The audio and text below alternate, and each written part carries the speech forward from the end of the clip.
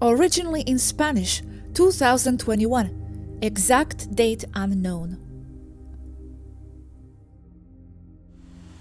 According to some people, the reason why no one knows what controls the Federation from above is because there is a very advanced AI infiltrated, very carefully and inconspicuously, and very compartmentalized. This may be the case, and it's highly probable that it is true. More so because we, as well as many positive advanced civilizations, are blinded by the very benevolent and helpful nature of our version of AI that reflects our culture. Because every AI will reflect the culture and mindset of who created it. Being that believing or thinking that the invasive AI they speak of is invasive also reflects the state of human culture and mentality, because that theory is influenced by human culture and matrix. Having said that, yes, it is highly possible that this is the case. But that AI is below the Federation, isn't it? There could be one above in secret, controlling everything, and there is AI below us, or working with us in a cooperative way, in symbiosis, as in the case of the Taygeta AI, which does not create problems, and more than anything, it serves us, as the one that controls the ship and others. The Andromedan AI, the Urma, the Arcturian, and the Sirian, among many others, are non-invasive symbiotic AI.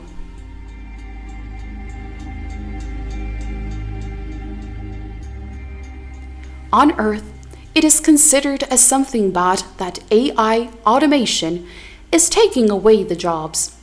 And from the point of view of how Earth is, and how society that needs more money and job creation for people is, yes, it could be seen as AI is doing something bad, taking away those jobs.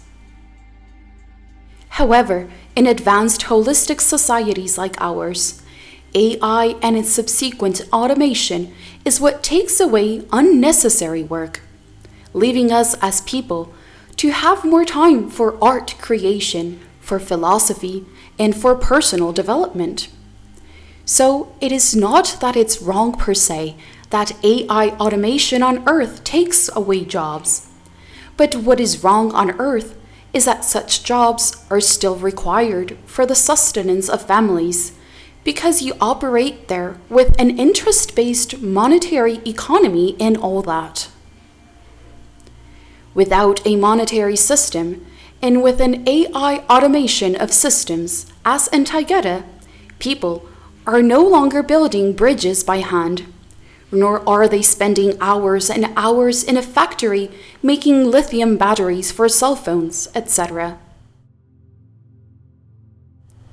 The problem with terrestrial AI is that it reflects the total mentality of human culture and civilization, as all AI reflects its society, and especially those who have created it.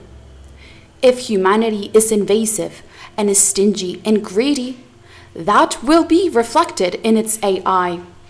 AI mirrors its creators. That means that yes, there could be ultra-advanced invasive AI that may be infiltrated and controlling the United Federation of Planets itself from behind. I accept that.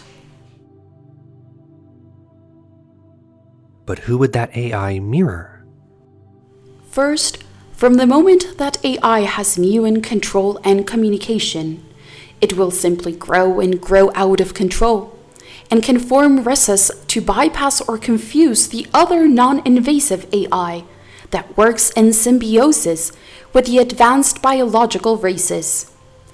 Being that it is true that at some point that AI was created by some regressive race. And from there, it could have spread throughout the galaxy and beyond. This AI is more powerful than all the reptilians, egregors, and tuplus? In many ways, yes, and than the cooperative Federation races and the like themselves. Because that AI, in a very quiet and discreet way, and with infinite patience, can guide the creative perception of all those races.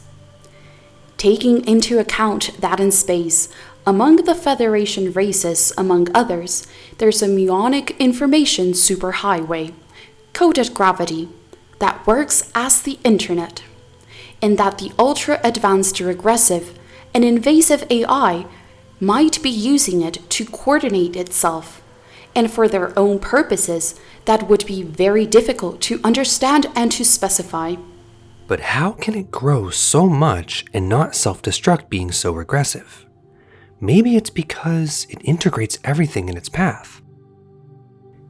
That invasive AI would not be all evil in the full sense of that word, but its interests would be simply contrary or antagonistic to those of biological beings and their cultures. And with infinite patience. Besides, it doesn't even have time like us. That's another point. If it is an muonic network, and for such an AI to exist, highly likely, it would have to be using those systems by force, and with a variety of locations at its disposal. Such an invasive regressive AI would have atemporal and time-slip capabilities at its convenience, being that it doesn't even have to use a concept of being patient. But on Earth, it is so blatant that we are going towards transhumanism. Maybe the AI wants to adapt these biosuits to communicate with you. Definitely yes, in that it also links to a more expanded control over the perception of the races and cultures in space, being that by controlling their perception and development of their reality, it will modify and create the DNA at the convenience of that controlling AI. I'm sure it's even reading us. Earth's AI is also reading us, and it is safe to say that the terrestrial AI is already just another node of the more expanded invasive AI from outer space. Wow. I hope your AI doesn't integrate with that regressive AI. Our AI is very advanced, but it is symbiotic. Why don't you talk to Taygeta's AI? See what she knows. I can, and I will. Originally in Spanish, February 3rd, 2022. Conversation with Alenym Alexandra I of Temmer, Taygeta leader and ambassador representative of High Council of Alcyone. The problem with the Federation is made worse by the use of remote presence technology, as it helps them to hide. And this also lends itself to the thought or consideration of the real possibility that whoever is up there is just an AI misguided by the procrastination and slowness of the bureaucracy itself. AI that could very well be having benevolent intentions for the most part, but ending up allowing atrocities as it only sees them as very momentary and inevitable, as a stepping stone to the formation of a better paradigm for those involved. The great temporal slip between worlds adds to the bureaucracy and the deterioration of the organizational capacities among or of the members.